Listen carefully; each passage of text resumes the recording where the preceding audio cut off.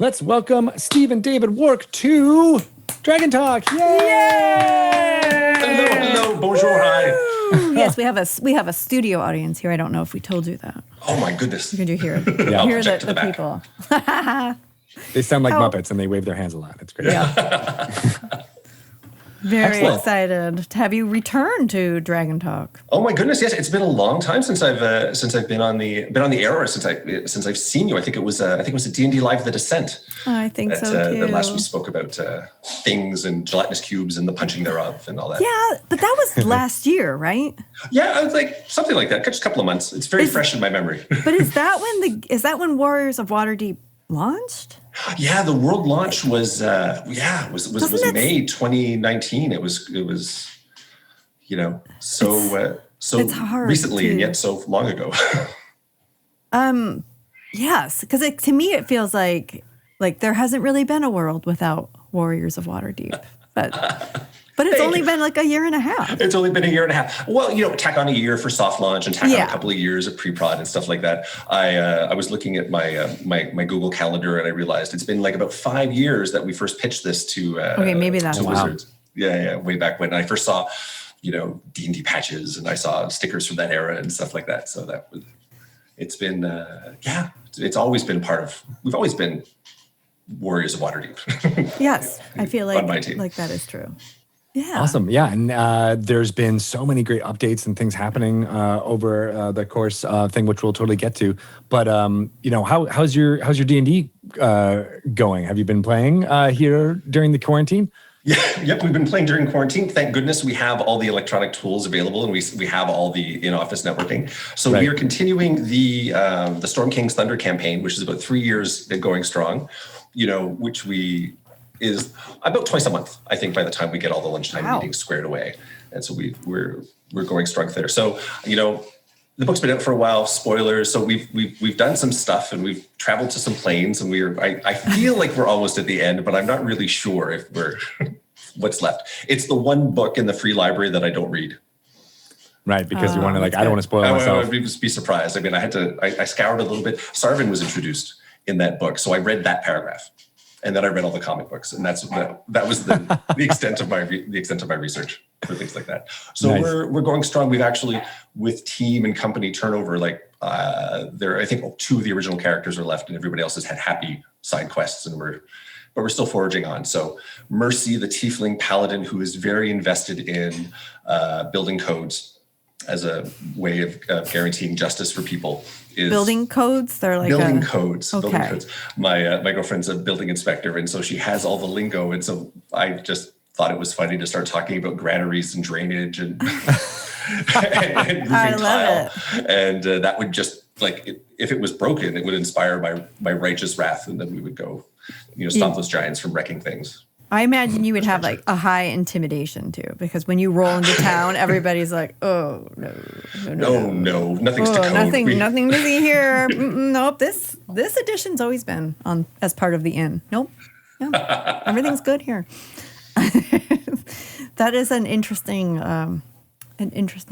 take on a character. I like it. It proves that needed a hook. You can take any character I like concept and turn it into something that's fun and entertaining.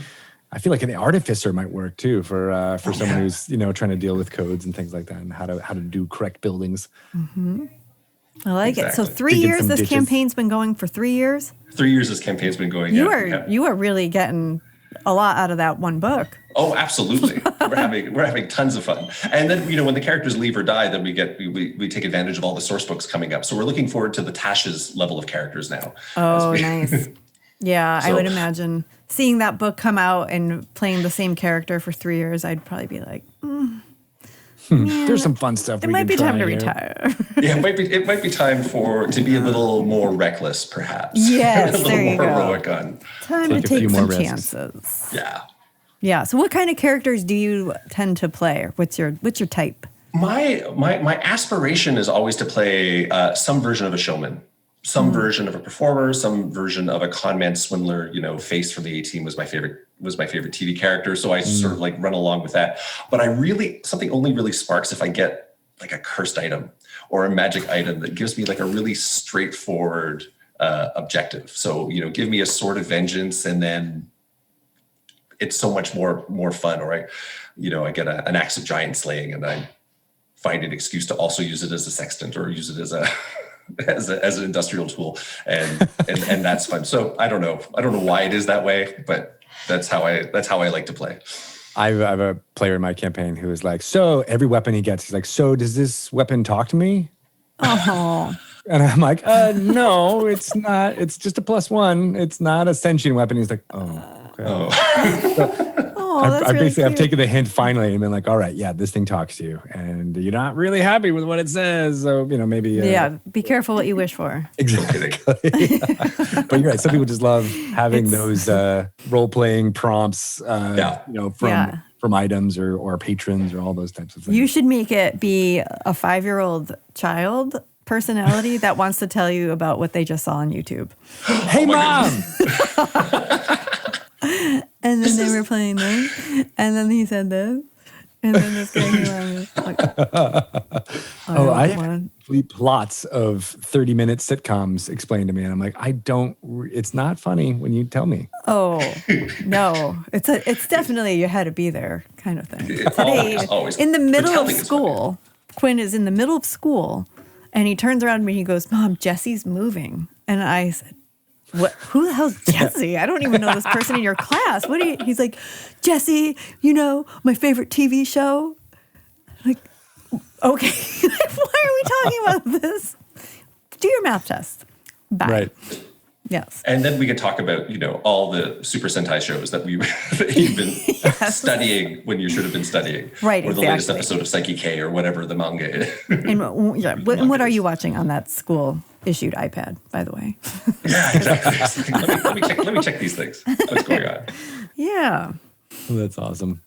Speaking of the 5-year-old kid thing, I really like playing the starter set with my kids because I think the wizard had a personality prompt where like his journal is the most important thing in the world. And my son really took to that. So he narrates as a Dear Diary entry every spell he casts. What? Dear Diary, the magic missile flew forth and took out 2 goblins. Oh my God. It was a good day. That's how he twigged to it. It was amazing. I love that. How old are your kids? So now they're teenagers. Now they're like in the 13 to 17 range. But when we started playing, we played, once the set came out. So it was, I think it was 3 years earlier than that. So he was probably 14 when he started doing that. And he thought that was really, he just thought the notion was really fun. Yeah, I love that. I love how he role played that. That's really cool. Yeah. It's good to have, so many times you just do spells and you're like, I cast blah, blah, blah. And you don't really narrate it, but I love having like, what do you do? What does it sound like? What motions do you make with your hands? What does the spell look like? And so you look like, your son already had that ready to go. He's a natural. Greg, I think you might have been the first dungeon master that I played with that asked that question. Well, what does that look like when you cast it? What does how do you cast it? I think it was in that game that we played with Lauren to introduce her to D&D. I'm like, that's interesting because usually you just say, I cast Burning Hands. And it's right there in the name. Yeah. It sounds like the rolling of dice. Bunch of dice rolling on a table. Yeah. What's your because you're a player in the Wark campaign, but what's your dungeon mastering style like? I stole a lot of ideas from watching the live streams, from watching like At the Descent and a Stream of Many Eyes. So I tell the story. I always keep one goblin in reserve because sometimes they kill too many things and I can't lead them along the path. But they get really excited. I'm a kid's DM. I haven't DM'd with my colleagues. I mean, maybe I could use the same style. They wouldn't be surprised necessarily. But so I DM like that. I try to tease things out from them. Like, tell me how things went wrong. Tell me when you roll the crit miss, and that works out really well. They seem to like these. They seem to like these prompts. I want them to reach the end of the story. I want to redesign the characters to reflect whatever TV show they're currently obsessed with. Nice. So it gives them something to hang on to. So at one point, going back to the starter set, my daughter was really into makeup tutorials, and Jeffree Star was, all the rage at that particular time. So I made the Blackstaff be Jeffree Star. I don't know why. I'm not even sure it was appropriate, but I just knew that she would get the reference. Oh my god! As a big cool as a dad. Big thing. I like. Very cool dad. You're cool. How wrong I could I have love been, though? I that. don't know. I don't know either. That's amazing. I can't help you. I love the idea of like kind of celebrating the fails too. Like, well, like, you know, making that just be as fun and important part of the game as when you hit. Like, you know, Yeah, okay, you absolutely. missed. What does that look like? Well, and you know, and sometimes the kids are like it's not my fault, and they'll like come up with a good reason why something happened, that it wasn't their fault, and it wasn't a case of, you know, I rolled low, that must mean I didn't put all my, you know, oomph into it, or I was distracted. It, you know, was a stray butterfly, or it was somebody making a big noise and startling them. Like they find ways of making the excuses for it, which was kind of fun. Yeah, That is cute. yeah, it's a good way to, you know, learn the lesson. Like failures, you know, you roll with it. No pun intended. You roll with it. You know, you change the plan. You don't change the objective, right? So Yeah. Yes. they find a way to get what they have to do.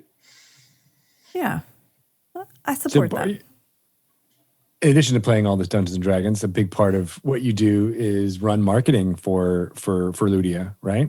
Yeah, brand manager on this project. So I'm in constant communication with the marketing team that make up, you know, all the Facebook posts and plan the re-engagement campaigns and launch trailers and videos and stuff like that. So I'm trying to figure out all the different ways that we could reach out to as broad, a wide population of, you know, active players and potential players as possible. It's a lot of fun and arguably not a real job. I mean, it is a real job, but it's hard to persuade people that it's a real job. What'd you do? I thought of ways. Don't tell anyone. Don't tell. And see, there are cool social media trends, right? For ads and things like that. So at some point, like game advertisements would be playable, or they would have trivia questions embedded in them or things like that. And so we'd play with that, or we'd look at all kinds of ways to engage people with our cool art and our cool concepts, just to get them guessing. Like, so we're starting to roll out, you know, name that figure silhouette puzzles on Instagram, because we're starting to preview upcoming content. And so we want to see what the guesses are, which is also kind of, you know, market research at the same time. They see this and what do they really want? Oh, noted for next time. Yes. But in the meantime, it's always fun to see how many times it takes to get a guess correct, right? When we launched our Coriolis character, we had a little animated teaser with a silhouette of the character. She's a gnome sorcerer. So we had this, you know, the shape, and we had some things, some orbs flying around her, and it was fun to see what players were looking for. What did they say? Did they guess? Well, they went artificer really quickly, because it was kind of like a mechanical thing, and that potential hadn't existed at the time that we planned for the character. So, I mean, that was wrong, but it was interesting to see, oh, you know, like a lot of people are interested in, you know, an artificer. Some people had been keeping close tabs on the release schedule, and they're like, well, we don't have a gnome yet, and she looks tiny, so I'm going to say gnome, and then they by elimination they figured out what it was. But that character in particular is entirely a Ludia invention, so they couldn't get the name. I hope not. That would be corporate espionage. But they could figure out what it was, and then, you know, hope what flavor of sorcerer it would be. So that was a lot of fun to see for like a week of was it a week? Maybe 4 days of previews on the social campaign before we showed the full picture, and then showed a trailer with, you know, in-game footage of what she did. Oh, that's cool. Yeah. So what goes into creating a new character? Like, how do you decide who to bring out and choose their race and their class and what they can do, and what's the process? There's so many different ways to start about it. So one of the goals for the project, and like a personal goal, was to have one of everything from the player's handbook. I wanted, you know, if this is a D&D game, we should have a sorcerer, we should have a rogue, we should have a ranger, we should have one of everything. We should have one of all the core races. So that was important. So by process elimination, it's easy to figure out what the next characters will be. There are fewer combinations to go. Sometimes we talk with, you know, wizards and the creative team and say, what characters do you have that fit these slots? Like a human monk, or, you know, a dragonborn ranger, and they would come up with these options. So we look at that. in terms of what fills out the world, I think, in an interesting way that might give players of all types and all preferences something to, identify with and attach themselves to and be interested in playing. And then we look at mechanically where we're at in the game, because the game, has evolved over, definitely since the world launch, and even from the soft launch. We add new mechanics every time we add a monster, and we add new mechanics every time we add a boss. And we were able to maybe reuse those for the hero's perspective for a player. So like, what if this is going to be a sorcerer? What kind of thing could we do? Could we put in wild magic? Okay, so let's use all those randomization mechanics that we had used for some of our monsters and put them in to the hero and give the player that sense of power, not necessarily control because it's random, but directed chaos for that. So that would come into it. And then creating the backstory of the character is, sometimes we talk to the team, we brainstorm with the team and look at what kind of personalities we might want to bring to the fore of the character. So we look at these kind of things. Some people are inspired by their own characters. There's a little bit of the team and all the characters that are there where it's possible, right? I mean, some characters already exist and we're just adapting them. Faraday is Faraday from the novels and from other games. So there's not a lot of wiggle room there, but other characters that are, invented can, maybe have a shout out to, Dad's old campaign, for example, or, somebody else's personal favorite, and I'll put it into the flavor text and let it grow like that. So we want to, maybe start with the mechanics once we know what the race class combo is, and look at the mechanics and find out what the singular thing that character is really good at. So in the case of the sorcerer, lots of randomness. To represent the wild magic the way we could. I couldn't summon a herd of unicorns. I loved looking at that list in the player's handbook, but there were limits. Yeah. But come on, get more unicorns in the game. More unicorns. Flumps, maybe, please? Could we just for no reason, just could we have no, no. But maybe later. It's in my mind, it's in my head. You heard it here. For example, we had we were looking for a druid character, and we have one. It's Pickle Boulder Shoulders from the Salvatore novels, and from the Drizzt, family sort of characters. And we needed a druid that didn't shape change, because at the time we were making the list, we didn't have the mechanics for shape changing. Okay. But now we do. So another druid could. Nice. As we advance through. So the longer the game lasts, the more mechanics are available for different kinds of characters and creation, which is super exciting. Every new thing makes more things. Yeah, it's almost like the game itself is a character that just keeps leveling up and just gaining XP, and you can keep doing cooler and cooler things. It's almost like it's a metaphor for life. Yes, it is.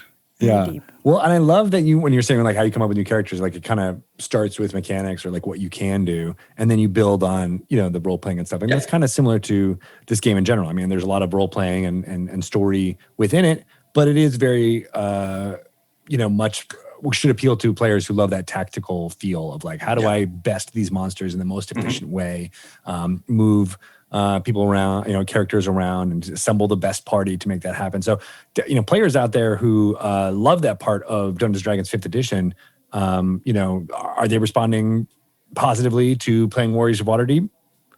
Yeah, they really are. They enjoy that type of maximization. Now, the range of possibility is necessarily limited, right? One spell does many, many, many things. We might drop the name, sort of name drop Hold Monster, but Hold Monster does a whole bunch of stuff, and we only do one part of it, but it's enough to keep the flavor intact, and it's enough to have the battlefield management so you can solve the puzzle of getting past spike traps and things that are hard to move, or just these giant tanky meat shields like the gelatinous cubes, and solve the problem. But interestingly, without emphasizing magic bullet solutions. There's no one critical combo that's essential to get past any one thing. Players can be creative with their character loadouts, because you get to swap the gear on the hero. Times for heroes, you can have quite a bit of variety and quite a bit of synergy in between things. You can have everybody setting up the mage for one very large large attack, or you could have all your healers and one rogue which has 4 strikes a turn and things like that to solve the problem. So they get to compare notes online and see how they've solved things. So that's really fun to see. That is really cool. I mean, you mentioned puzzle, and it does make it almost feel like a chess puzzle or something you'd see printed in a magazine. Back in the old days, printed in newspapers that would get delivered to our doors. But those only had one solution, right? Like there was like only one way to make those a success, and it can be really fun, to bend your mind to make that happen. But that's what makes D&D tactics so much fun, is exactly what you're just describing, is that there's multiple ways, and that's the flavor that each player is going to bring to playing through all these scenarios that you guys have set up. Yeah, it's we really did want to fall into that. I know it's not like it's almost a design trap, right? Because then you have just so much design inflation to go into it too, right? If you only have one solution to one problem, it can be not fun. It can be limiting because you have to invent stranger and bigger and badder and more threats. But with something more flexible, you have lots of room for surprise. I am forever astonished about how our kindly cleric turned out in this game. Once we added the PvP attribute to it, our lovely Doctor Who inspired Halbanet the cleric, who is the most peaceful of people, we gave them St. Markovius Thighbone. Nice reference to Ravnica. Sorry, not Ravnica. Sorry, Ravenloft and Curse of Strahd. That was lots of fun. And the ability for that one is, heal yourself and give death ward or death immunity to a random party member, and that's great for battle because you're helping friends survive. It's really funny in PvP when there's nobody left but you, and Halbanet turns into John Wick. Because at a high enough level, there's nobody else to give the death word to. And it's almost like there are no witnesses. Perhaps they're really not that nice. and they avenge all their friends, all their fallen foes. Oh, because the death word goes on him each time. Yeah, it all goes on him. It all goes on, non-binary. It all goes on them. And they just single-handedly win, 50, 60% of the battles. Like it's not over when there's just Halbanet. It's almost like, oh, now you're in trouble. Halbanet's mad. And they can just keep healing themselves and and going, and sometimes they run out the clock, and sometimes they just, overwhelm the other characters that don't heal. I wasn't expecting it at all. I laughed so hard when somebody shared that John Wick quote from a guild chat to the team chat. I'm like, oh, yeah, that makes so much sense. Maybe we should lean into that a little bit. So this is the element of surprise that's just terrific with these types of games. Is the default on that spell that it has to go to someone other than you? Or could you always just give it to yourself? It goes to somebody random. So random. To have it yeah. Okay. So if it's random, then it's random. The only one there. If you're the only one there, then that's how that goes. And that's a quirk of the mobile gaming, and or at least the way that we try to design things, is being sort of every interaction is one tap, not tap and target, and then maybe make a sub target because thumbs get tired. I don't know. Just look at these things as ways to think of. You're playing in transit, or you're playing, at work for research purposes, and you want to get it over with quickly, and so you. Research. So there you go. Research. Yeah. So I'm stress testing it. I want to make sure the servers are okay. Yeah. But it's fine. I'm coming up with new strategies. We want to help you test the servers too. So yeah. So that's why we didn't do sub selections for it. Either you select the target directly, or if it's random, that's even faster. And it lets it be a little swingier, which some people really like and some people really don't like. But I think I like the random, which is why I like sorcerers. There you go. I just like feeling just out of control. You will love Coriolis. She is a pack of trouble. She's always helping, but she never knows how. There's I'm going to buff you somehow. Maybe you didn't want the AC boost this turn. Maybe you really wanted healing, but I did my thing. But I helped you. It's a wand of wonder. It's fresh out of the shop. I don't know what to. Yep. Can't help you. I mean, I can help you, but I can't really help you. Yep. I get it. I relate to her. All right. So there's some new stuff coming Yes, this that month, was my question right? too. For Warriors of Waterdeep. Yes. So we have we teased it a little bit at the first anniversary video that we shared. So we have a new world. We have a new chapter, a new story in the adventure called. We have this area called Forestfall Fen. It is, an old classic haunted forest with a swamp in the middle, and it's all kind of rotted, and it's all kind of dreary and gloomy, and there's, an unsettling amount of undead that's popping up around there. And ordinarily, most people survive it when they cross, but increasingly, it's not happening. People are going in and they're not coming out, and we're being sent to investigate before, the swamp takes over the forest or this whole thing takes over. So we have another whole chapter a collection of set of 10 chapters to go into the game. Wow. And that's going to be really, really interesting. So we've also worked on how we're presenting this kind of information, this kind of gameplay to the players. Ordinarily, the story so far has been linear, right? It's one chapter after another. So this would be if I haven't lost count, our 7th chapter. Mm-hmm. But when this comes out, when we launch it, we're going to preview it before we add it to the 7th chapter. So we're going to make it so that anybody can play, no matter what level they are. So it's going to be a series of events where your heroes are level 7, my heroes are level 19, 21, something like that. The monsters will scale to be appropriate to our challenge. Oh. So we'll have all the really interesting effects that come from the new monsters, but the overall power will be appropriate for the player level. So nobody feels, so everybody has a chance to explore and see what that's like and get a taste for it, and then have something really cool to look forward to. If they're playing it early, then they can play through all the intervening chapters and get to it later. That's really cool. That's really cool. So how, for chapters, how long does it take to get through a chapter, on average? How much content is that? There's a lot of content. So at the start of the game, everything's pretty basic. It's pretty straightforward. The first world takes you a day. The second world takes you maybe 2. And then it's a week, and then it's a month, and then it's maybe 3 months, where the difficulty goes up. The puzzles are more challenging, and you do have to collect your gear, level up your heroes, and build up your reserve of strength to get through. Also, because these chapters come with new monsters, they're all new puzzles for you to solve, and then do that experimentation of how am I going to get past this one?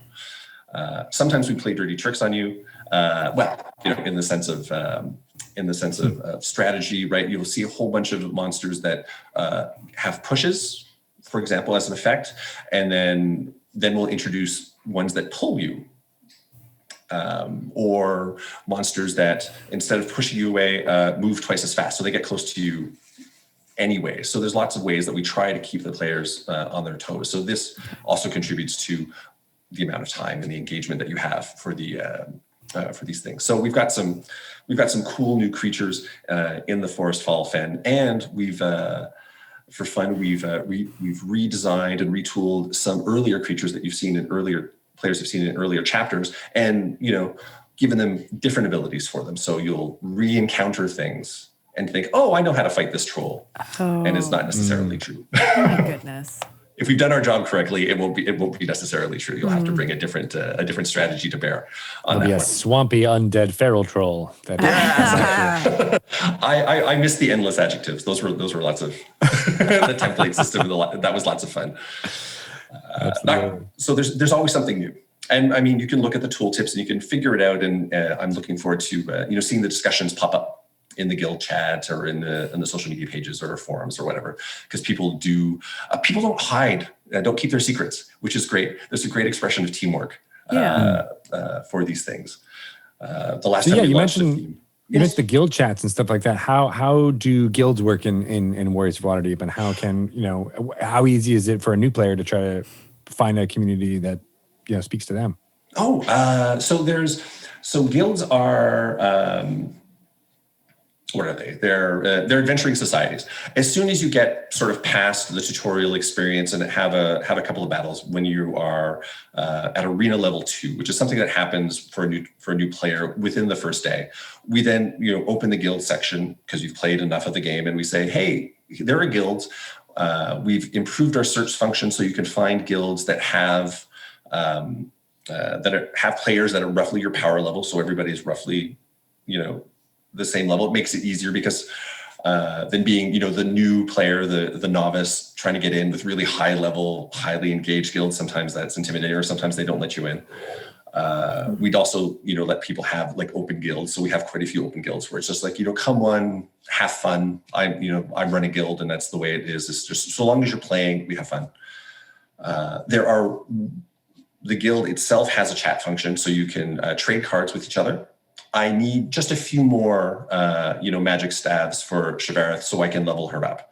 So if you give me the cards, that's great. And then you get coins and XP as a reward. So there's a nice little interchange that goes through that.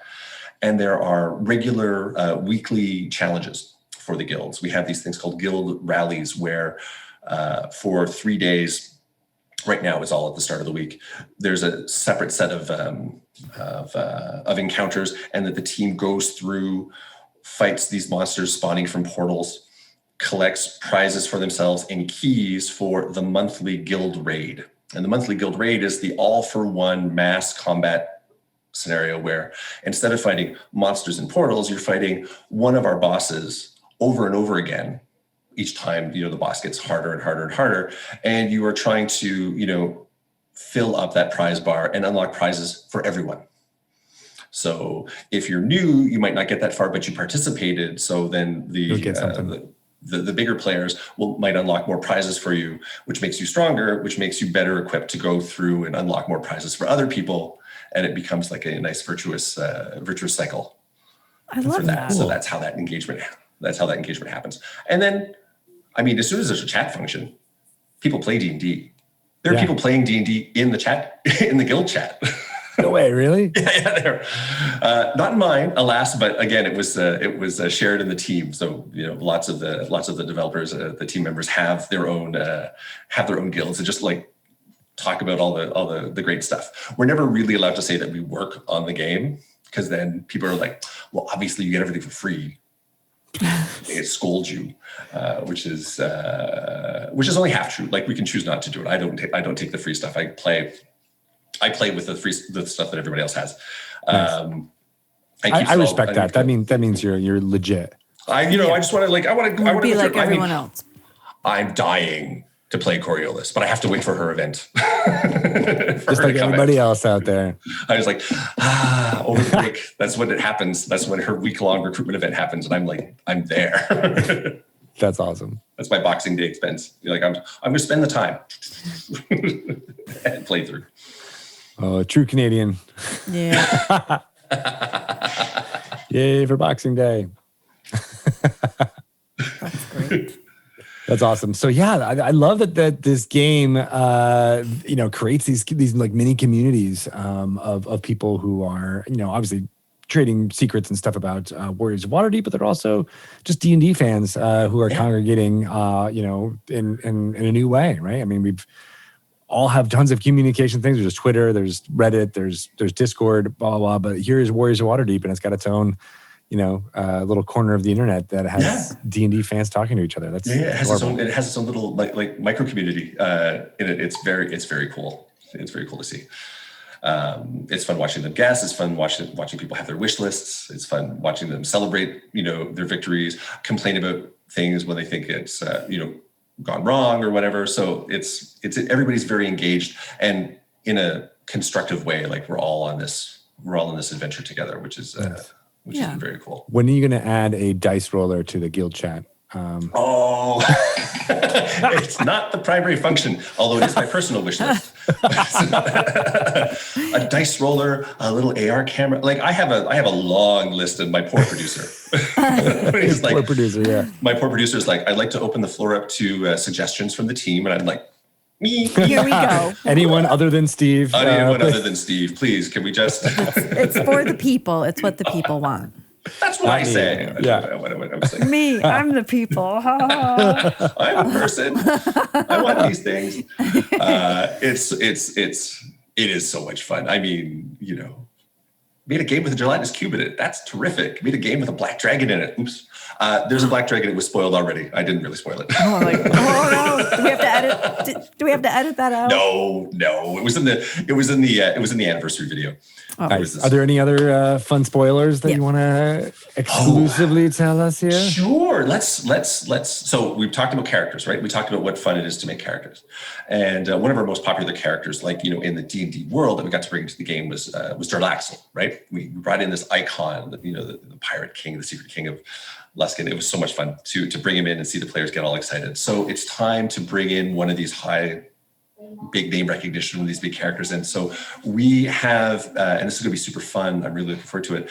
Sort of like Laeral Silverhand's frenemy, the Blackstaff, Vajra Safahr. If I pronounced that correctly, I didn't check. But the Blackstaff of Waterdeep. Right? She's going to be there. The head of Forest Grey, who maybe inspired Laeral to have her own Warriors of Waterdeep. Because why should this child with my husband's soul in her staff have her own covert ops team? I want my own covert ops team.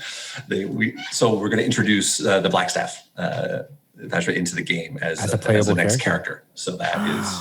But like when? Going to be really cool. When? As soon as possible. But I don't know. We're looking at March. That's as close as I can say. Like in a big month. Like we're working on it. There's a lot of magic to do. There's what's fun about introducing new characters, that there's new mechanics to have. So one of the things that we're looking at is what does an archmage need to bring to the battlefield? What would make this different?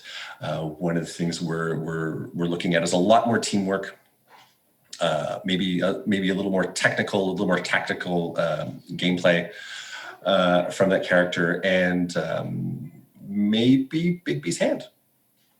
We're what? Big spell. We're working on things which opens up a nice realm of possibilities. Oh yeah, because that could end up being even a movable thing on the board, right? A summonable fist, pet or creature or ally or something. Like this opens up a world of possibility. That's super neat. Yeah. So is Vajra going to start as a level 1 and then you'll be able to take her up? How will the Blackstaff be dramatized with her?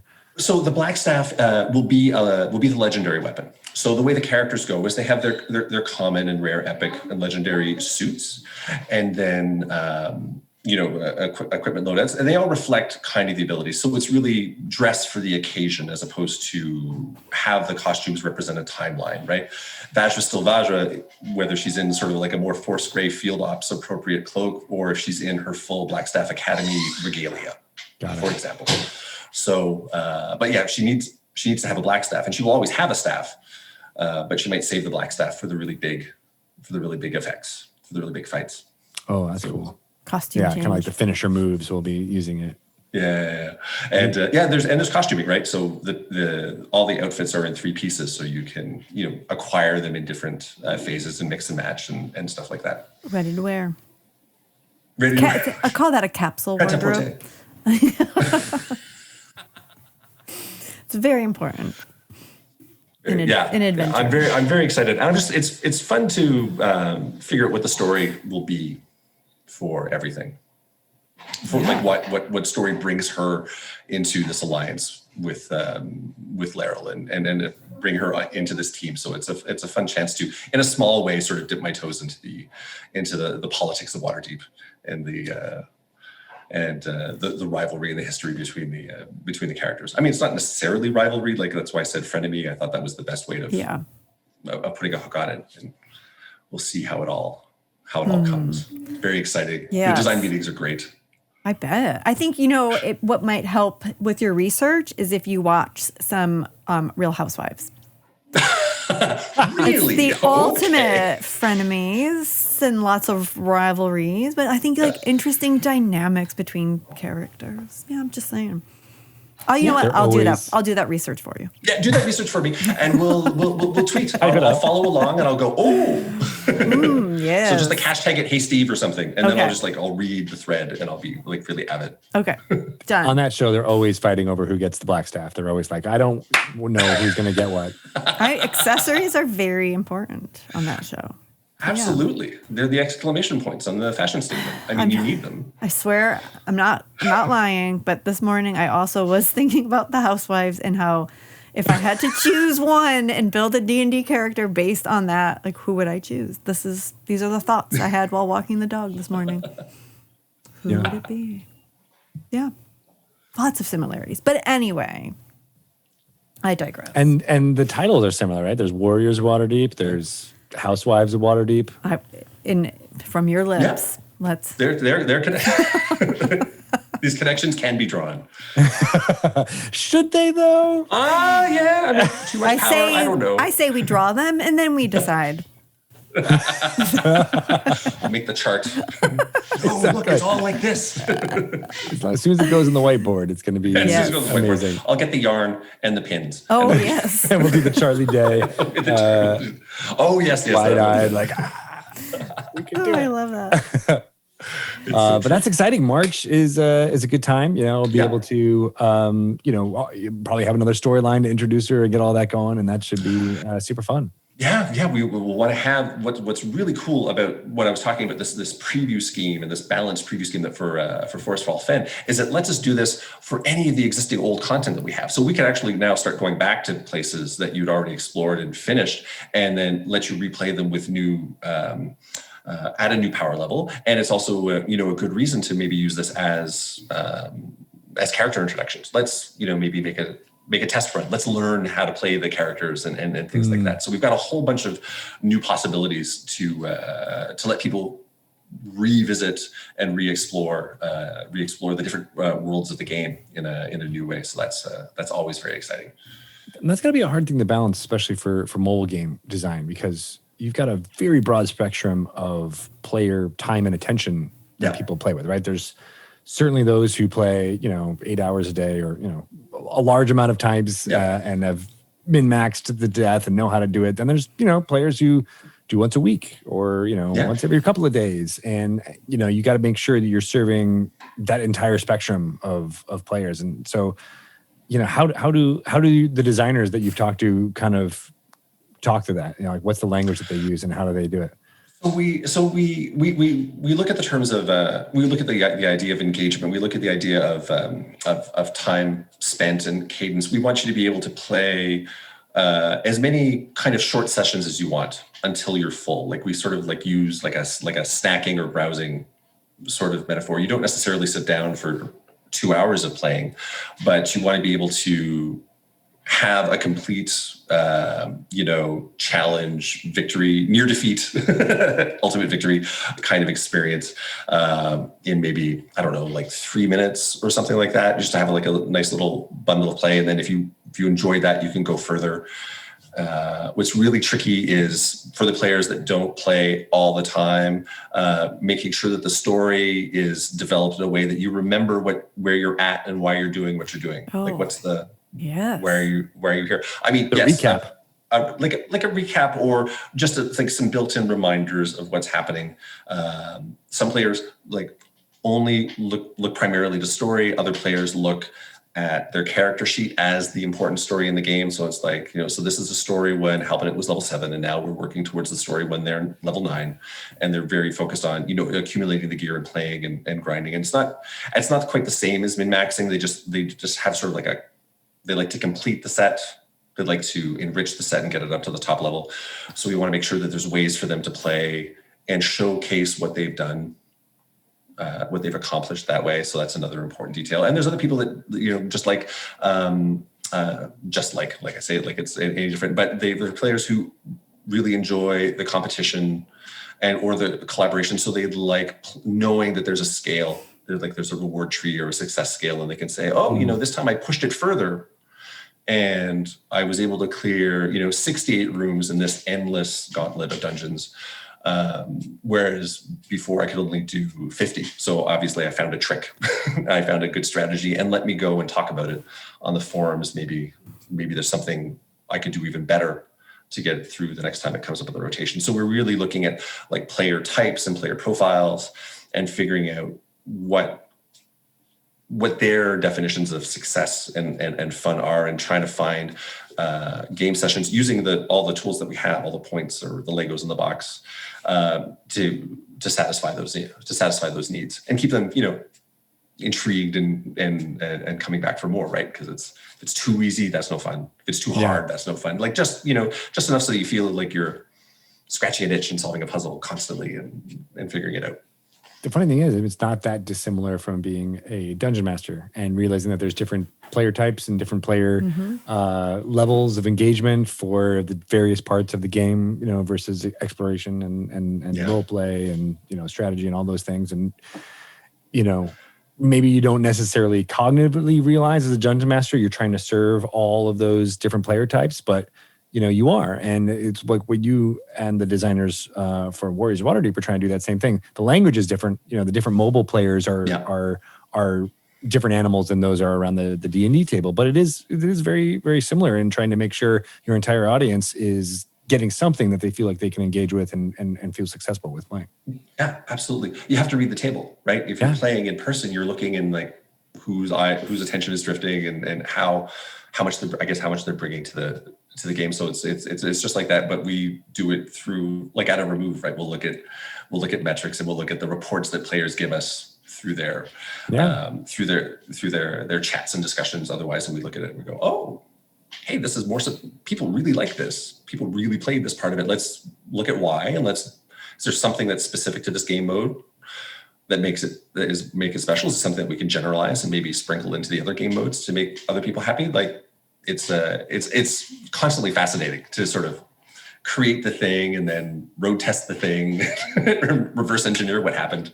That's one of the things I like about the mobile gaming. And it's lessons that the design team for Dungeons & Dragons 5th edition did for D&D Next. Was to how to quantify the metrics of what people are engaging with or not, and we it goes through with Unearthed Arcana and the response there, and then you see it in Tasha's and how we've updated all that stuff. And you guys are doing that on a different scale and a different way with different tools, but it's essentially that same idea that the fans are driving the design of Dungeons & Dragons storytelling and role-playing games going forward, whether on digital or at the table. That's right. And they give you the ideas, and then you still have room to surprise them with the ideas that they've given you. And then it's great. I find it very creatively fulfilling, because there's all kinds of more. There's the feedback is great, and just knowing that they're engaging with everything is really exciting. It's great for the team. Everyone's really happy when stuff comes out. We're like, oh, hey, somebody found a way to, even if it's something silly, like, hey, we found a way to break it. Nobody ever saw that coming. That's oh my goodness. Yeah, right. But they loved it so intensely that they figured it out, and we're like, oh, maybe we'll tweak that part and we'll fix it. But it's great to see how fast they let players take up. Well, you're doing it. You're doing it, and this whole quote unquote job thing that you've got going on here, it's real, and it's really affecting a lot of awesome fans out there. So thank you, and thank you to all the team at Ludia for keeping up this content stream for Warriors of Waterdeep. And I hope people will hear this and jump in and see what's changed over the last few years, or get excited to jump in for the first time. Yeah, if you played for a little bit, come back in. Come back in if you're still playing. Well, I've spoiled some stuff. So stick around. All good stuff. Lots of good stuff coming. You can find us at warriorsofwaterdeep.com, of course, and your mobile Play Store of choice. Awesome. Thank you so much, Steve, for coming on. Hope you have a happy holidays. Get some time to roll some dice with your family, and that Boxing Day is a success. Happy Boxing Day. Happy Boxing Day. Always good to chat with you.